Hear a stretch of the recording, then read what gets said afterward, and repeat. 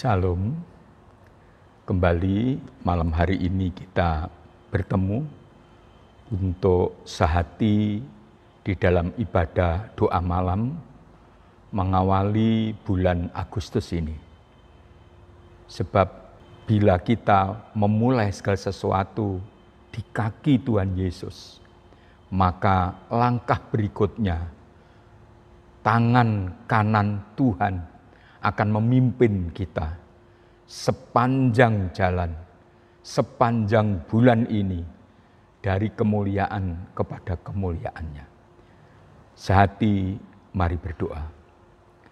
Bapa di surga, kami buka hati siap untuk diberkati oleh firman Allah yang suci, yang kekal dan yang berkuasa. Mengurapi saya hamba-Mu, mengurapi segenap jemaat-Mu, siapapun yang mendengar, yang mengikuti pemberitaan kebenaran firman Allah ini, imannya dikuatkan, pengharapannya diteguhkan, dan rohnya, semangatnya akan kembali dinyalakan. Dalam nama Tuhan Yesus, Bapa di surga, kami berdoa. Dalam nama Tuhan Yesus, kami bersyukur. Amin. Bapak, Ibu, saudara-saudara yang dikasihi Tuhan Yesus,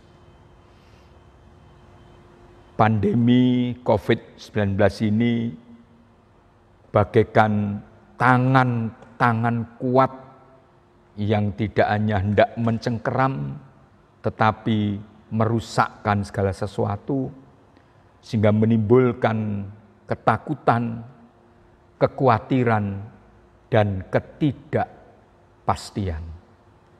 Namun, Bapak Ibu Saudara yang dikasihi Tuhan Yesus, sebagai satu keluarga Allah dalam kesatuan roh oleh ikatan damai sejahtera, dengan satu tubuh, satu roh, satu Bapa, satu Tuhan, dan satu iman, maka marilah kita saling membantu. Itu dalam Efesus pasal 4 ayat yang kedua sampai dengan ayat 6, untuk memenuhi perintah Tuhan Yesus dalam Injil Yohanes pasal 13 yang memerintahkan hendaknya kamu semua saling mengasihi. Dan oleh Roh kemudian Rasul Yakobus menjelaskan bagaimana menerapkan saling membantu, saling mengasihi sebagai satu keluarga dalam kesatuan roh tersebut. Surat Yakobus pasal 5 ayat 16 menulis demikian. Karena itu, hendaklah kamu saling mengaku dosamu dan saling mendoakan supaya kamu sembuh. Dalam ibadah doa malam ini, kita akan melakukan perintah Allah dalam hal saling mendoakan. Bapak, Ibu, Saudara, tentu ini bukan hal yang baru, bukan hal yang pertama kali dilakukan. Sebagai jemaat Tuhan, kita setiap kali Rabu pertama mengawali setiap bulan, kita bersama berdoa di gereja untuk menyerahkan sepanjang bulan yang tidak kita masuki, dan tentu saling mendoakan satu dengan yang lain. Namun kadang-kadang doa-doa kita ini seperti tidak terjawab, tidak mengubah apapun. Karenanya malam ini saya hendak mengajak saudara dengan meneladani Nehemia, kita akan sehati berdoa dalam doa yang mengubah keadaan. Saudara-saudara, mari bersama kita membaca kitab Nehemia pada pasal yang pertama. ketika aku ada di Puri Susan, datanglah Hanani, salah seorang dari saudara-saudaraku, dengan beberapa orang Yehuda. Aku menanyakan mereka tentang orang-orang Yahudi yang terluput, yang terhindar dari penawanan, dan tentang Yerusalem. Kata mereka kepadaku, orang-orang yang masih tinggal di daerah sana, yang terhindar dari penawanan, ada dalam kesukaran besar dan dalam keadaan tercela. Tembok Yerusalem telah terbongkar dan pintu-pintu gerbangnya telah terbakar. Ketika ku dengar berita ini, demikian kata Nehemia, duduklah aku menangis dan berkabung selama beberapa hari. Aku berpuasa dan berdoa kehadirat Allah semesta langit. Kataku, ya Tuhan Allah semesta langit, Allah yang maha besar dan dahsyat, yang berpegang pada perjanjian dan kasih setianya terhadap orang yang kasih kepadanya dan tetap mengikuti perintah-perintahnya. Berilah telingamu dan bukalah matamu, dan dengarkanlah doa hambamu yang sekarang kupanjatkan kehadiratmu siang dan malam bagi orang Israel hamba-hambamu itu. Dengan mengaku segala dosa yang kami orang Israel telah lakukan terhadapmu. Juga aku dan kaum keluargaku telah berbuat dosa. Kami telah sangat bersalah terhadapmu dan tidak mengikuti perintah-perintah, ketetapan-ketetapan dan peraturan-peraturan yang telah kau perintahkan kepada Musa hambamu itu.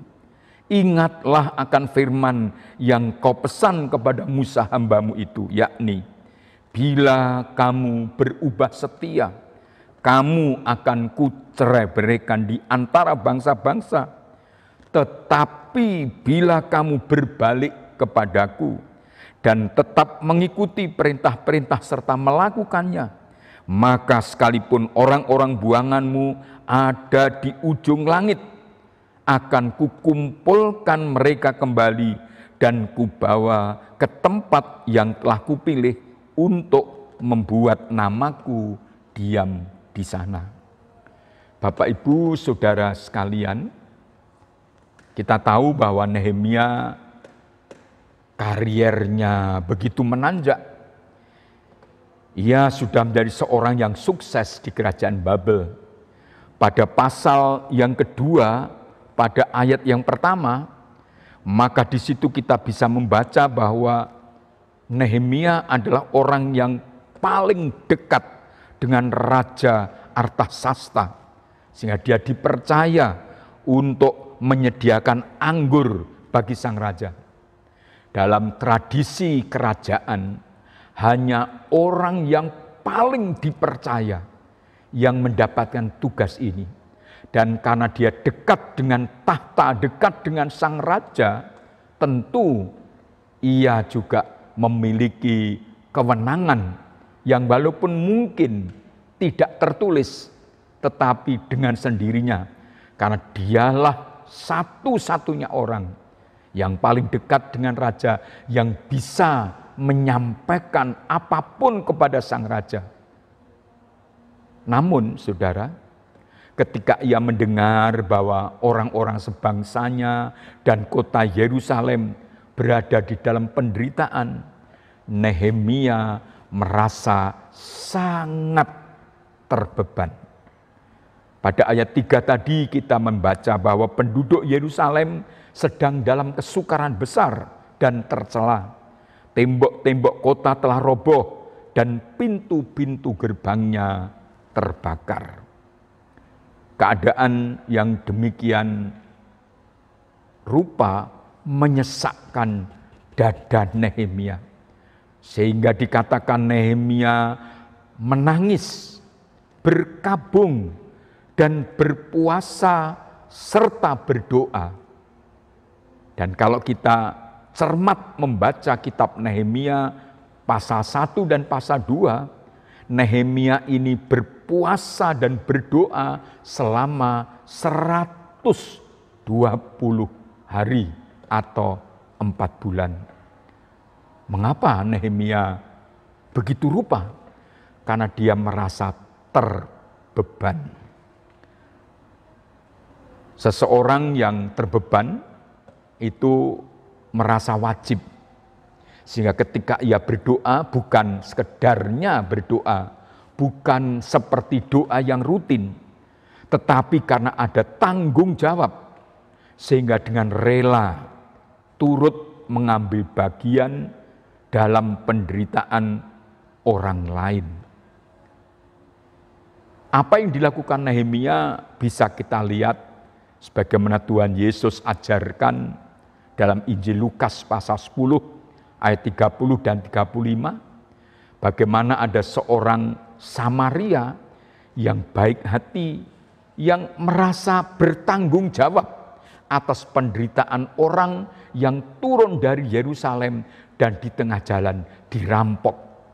Semua hartanya dirampas, seluruh tubuhnya luka, dipukuli oleh perampok. Pemimpin-pemimpin agama yang lain melihat seseorang tergeletak tak berdaya, hanya mungkin berkata kasihan, atau mengelus dadanya, atau bahkan mungkin ada cepat-cepat lari. Tetapi orang Samaria ini tidak. Ia turun dari tunggangannya, ia lalu menghampiri orang yang tergeletak ini dan merawat secara cepat dan kemudian menaikkannya ke atas keledai, dibawa ke kota, dititipkan di sebuah penginapan dan diberikan uang untuk orang ini dirawat. Ini adalah pengajaran Yesus tentang mengasihi sesama. Seseorang yang mengasihi, tadi kita membaca, saya sebutkan bahwa sebagai keluarga Allah dalam kesatuan roh, kita harus saling mengasihi, itu sabda Yesus dalam Yohanes pasal 13. Bagaimana kita mewujudkan saling mengasihi ini? Harus merasa terbeban. Merasa wajib untuk turut mengambil bagian dalam penderitaan orang lain. Beberapa waktu lalu ketika saya menyampaikan pemberitaan firman Allah tentang iman yang besar di masa sukar, iman yang dimiliki seorang perwira di Kapernaum, maka apa yang kita baca?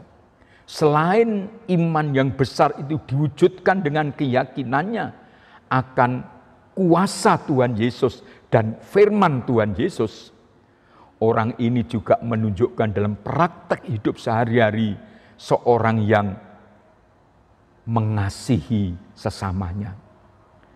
Ikut bertanggung jawab dengan rela turut mengambil bagian dalam penderitaan orang lain.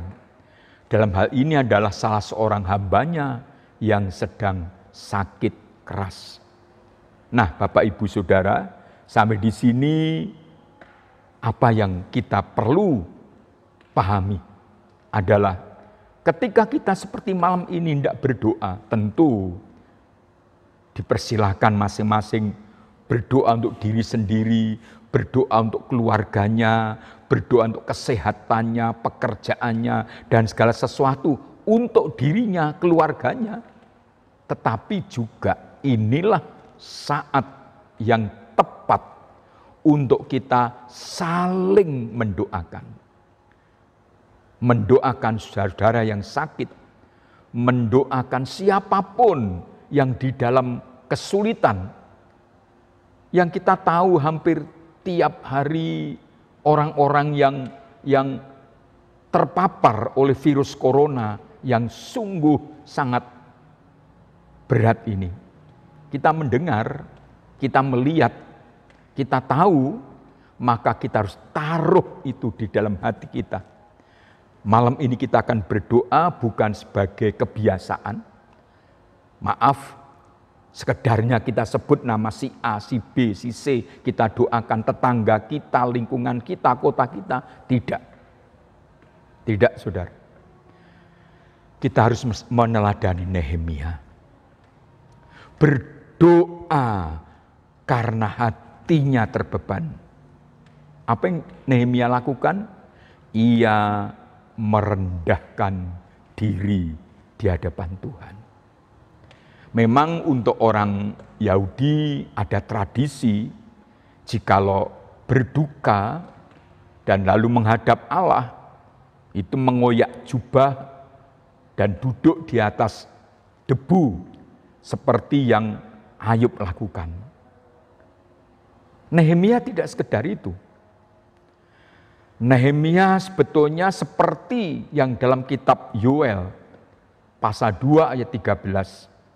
Ketika seseorang menghadap Allah yang maha suci, maha benar, dikatakan, jangan hanya kamu mengoyak jubahmu, tetapi koyaklah hatimu.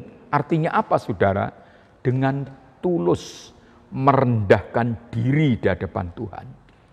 Tadi kita membaca pada ayat yang ke-6 dan ayat yang ke-7, bagaimana Nehemia mengakui dosanya dan dosa bangsanya.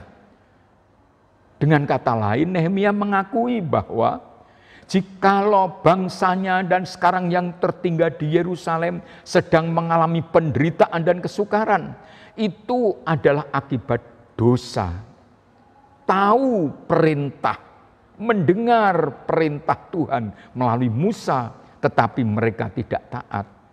Mereka berubah setia, mereka membelakangi Allah dan mementingkan berhala-berhala dan kenikmatan dunia. Itu sebabnya maka Tuhan izinkan kota Yerusalem dihancur leburkan oleh tentara Babel. Sebagian orang diangkut sebagai tawanan, di dalamnya termasuk Nehemia, dan yang tertinggal mereka pun sekarang berada dalam kesukaran. Ketika Nehemia berdoa kepada Tuhan dengan berpuasa, ia mengakui dosa-dosa itu. Dan kalau kita pahami pada pasal 2 sampai dengan pasal 7 kitab Nehemia, Nehemia tidak hanya berdoa dengan sungguh hati, dengan rendah hati, dengan mengaku segala dosa disertai puasa, tidak hanya 1-2 hari, tidak hanya 10-20 hari, tetapi 120 hari. Itu disertai dengan tindakan-tindakan nyata. Sebagai seorang pemimpin yang mendapat kewenangan dari raja, ia melakukannya dengan sangat baik. Bapak, Ibu, Saudara, malam ini mari kita ambil beban itu. Tidak hanya bersimpati, tetapi berempati terhadap saudara-saudara kita yang sekarang sedang dalam kesukaran.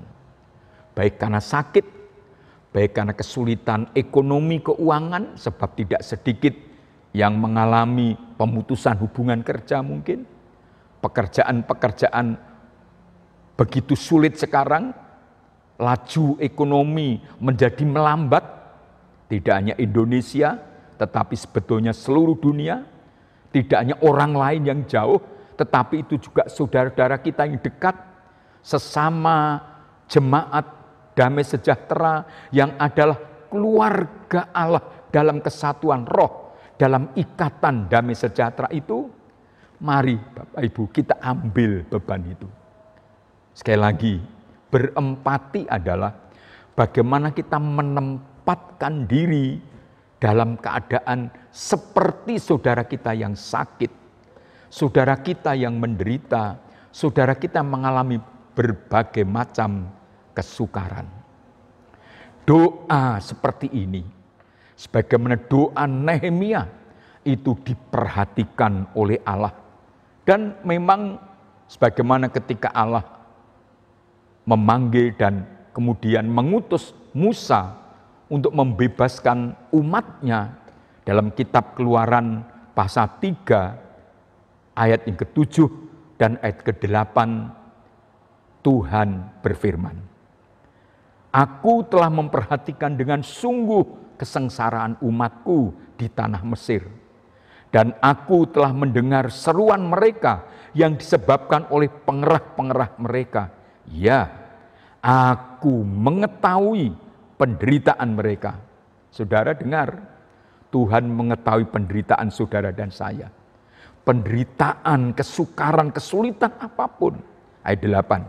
Sebab itu aku telah turun untuk melepaskan mereka dari tangan orang Mesir dan menuntun mereka keluar dari negeri itu ke suatu negeri yang baik dan luas, suatu negeri yang berlimpah-limpah susu dan madunya.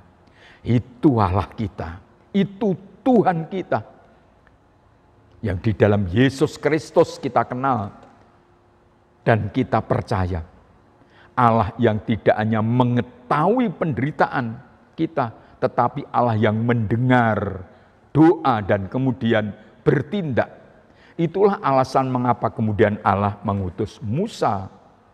Dan percayalah, Allah yang tidak berubah juga berkenan doa saudara malam ini.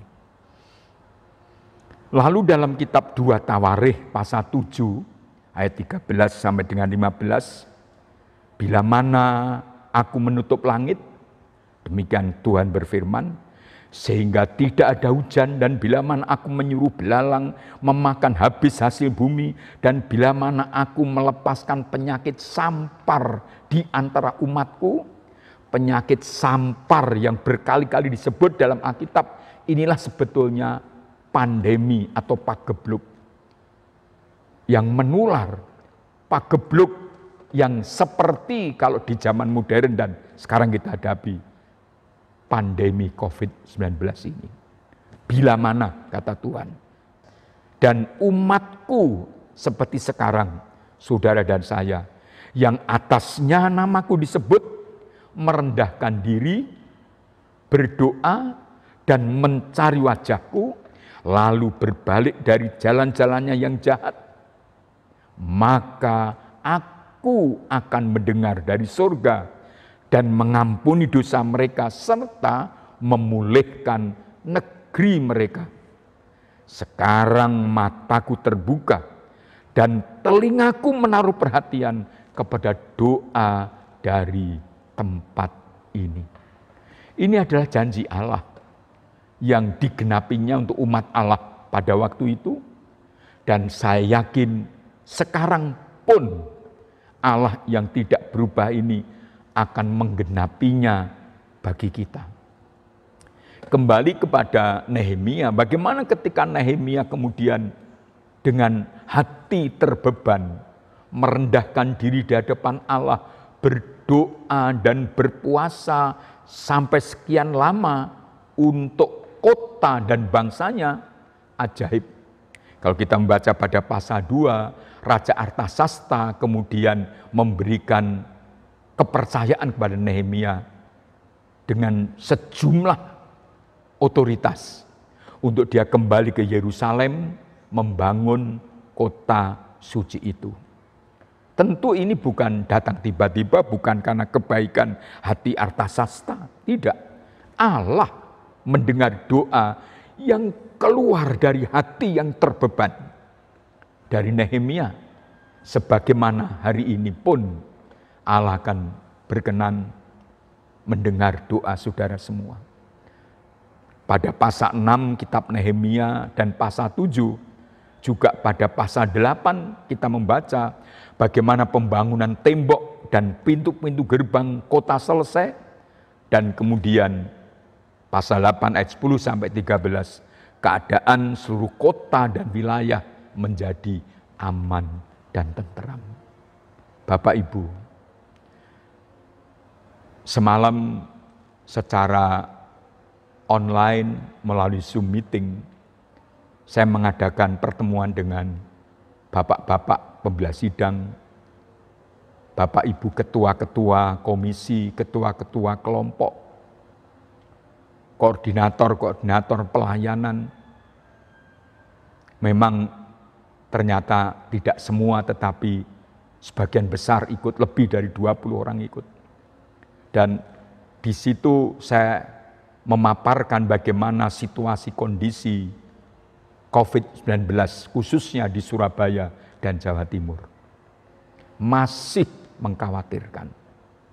Justru karena itu, marilah dengan hati yang terbeban, merasa bertanggung jawab untuk kesejahteraan kota kita Surabaya ini, kesejahteraan lingkungan dan keluarga kita. Mari kita sehati berdoa bersama-sama. Sekali lagi, bukan karena alasan yang lain. Juga bukan sekedarnya kita menyebut nama-nama dalam doa kita, tidak. Tetapi biarlah itu keluar dari dasar hati kita karena kita mengasihi mereka. Turut prihatin menempatkan diri kita di dalam situasi kondisi saudara yang kita doakan. Dan karenanya kita berseru kepada Allah, menjerit dari dasar hati kita, memohonkan pengampunan, memohonkan pertolongan, memohonkan mukjizat, kesembuhan, dan sebagainya. Dan sebagaimana Yerusalem kemudian dipulihkan, saya percaya doa kita malam ini, doa yang sungguh, doa yang keluar dari hati yang terbeban, besar kuasanya. Tuhan akan melakukan mukjizat. Bagian kita oleh iman dan dengan hati yang mengasihi karena terbeban, mendoakan dengan segenap hati.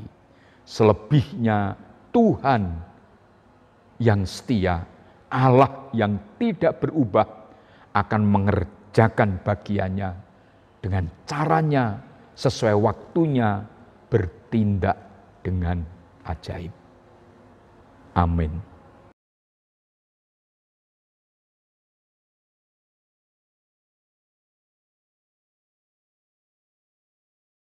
Amin. Mari kita berdoa. Bapa di surga, terima kasih untuk firman-Mu. Dan sekarang kami masing-masing akan menyiapkan diri lebih lanjut untuk saling mendoakan dengan keyakinan jikalau kami berdoa dengan sungguh hati dan sepakat dalam satu iman, satu roh, oleh karena kami merasa terbeban mengasihi saudara-saudara kami yang lain yang menderita, maka doa ini tidak sia-sia. Tuhan Yesus akan bertindak dengan cara yang ajaib, yang sakit disembuhkan, yang susah dihiburkan, yang lemah akan dikuatkan, yang dalam berbagai macam kesulitan Tuhan akan memberikan pertolongan pada saatnya. Roh Kudus, kami menyerahkan ibadah doa malam ini sampai selesai nanti. Biarlah di tiap-tiap rumah doa-doa dipanjatkan bagaikan kurban berbau harum di hadirat-Mu. Dan jikalau ibadah doa malam ini nanti selesai, masing-masing tidak beristirahat, Tuhan memberkati kami. Esok pagi kami bangun dengan semangat baru. Esok pagi kami bangun dengan berkat-berkat yang baru. Esok pagi kami bangun, yang sakit sudah disembuhkan beroleh pertolongan Tuhan. Dan sekarang, saudara-saudara, arahkan hatimu dan pikiranmu kepada Kristus di surga. Dalam nama Allah Bapa, Allah Putra dan Allah Roh Kudus, turun melimpah atas saudara semua berkat-berkat Tuhan, kuasanya yang dahsyat, mukjizatnya yang nyata terjadi dalam hidupmu oleh anugerah Bapa, kasih karunia Kristus dan persekutuan Roh Kudus. Memberkati Bapak Ibu Saudara dan seisi rumahmu sepanjang malam ini, sepanjang bulan Agustus ini, sepanjang umur hidup kita masing-masing. Dalam nama Tuhan Yesus Kristus kami berdoa dan bersyukur. Amin. Saudara-saudara, silakan mulai berdoa. Diawali dengan doa pribadi mungkin, doa untuk keluarga masing-masing, kemudian panjatkan syafaat saudara dengan hati yang terbeban. Tuhan Yesus memberkati saudara semua.